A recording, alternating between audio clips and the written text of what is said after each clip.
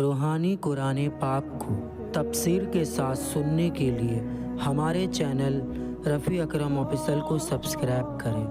اور پاس میں دیے ہوئے بیل آئکن پہ کلک کریں اور ایسے آنے والے ہر ایک ویڈیو کو فل واچ کریں اور اپنے دوستوں کے ساتھ شیئر کریں۔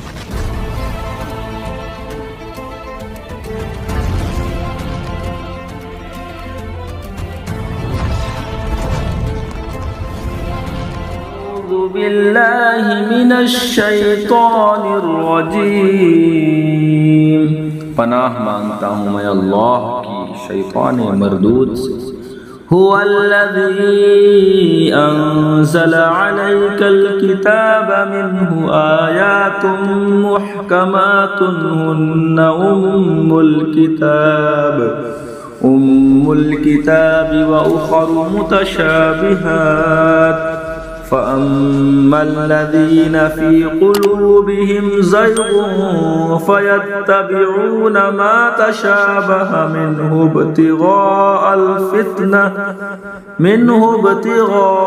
الفتنة وابتغاء تأويله۔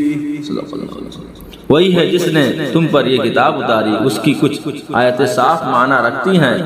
وہ کتاب کی اصل ہیں، اور دوسری وہ ہیں جن کے معنی میں اشتباہ ہے، وہ جن کے دلوں میں کجی ہے، وہ اشتباہ والی کے پیچھے پڑتے ہیں گمراہی چاہنے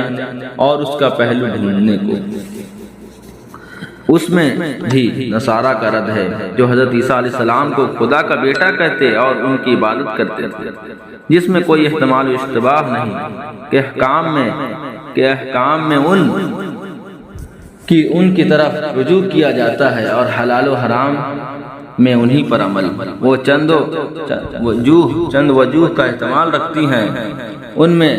سے کون سی وجہ مراد ہے یہ اللہ ہی جانتا ہے، یا جس کو اللہ تعالیٰ اس کا علم دے، یعنی گمراہ اور بد مذہب لوگ جو ہوائے نفسانی کے پابند ہیں اور اس کے ظاہر پر حکم کرتے ہیں یا تعویل باطل کرتے ہیں، اور یہ نیک نیتی سے نہیں بلکہ شک و شبہ میں ڈالتے ہیں۔ صدق اللہ العظیم۔ ترجمہ کے ساتھ سننے کے لیے ہمارے چینل رفیع اکرم آفیشل سے جڑیں اور پاس میں دیے بیل آئکن پہ کلک کریں اور ہمارے چینل کے آنے والے ہر ویڈیو کو پورے فل واچ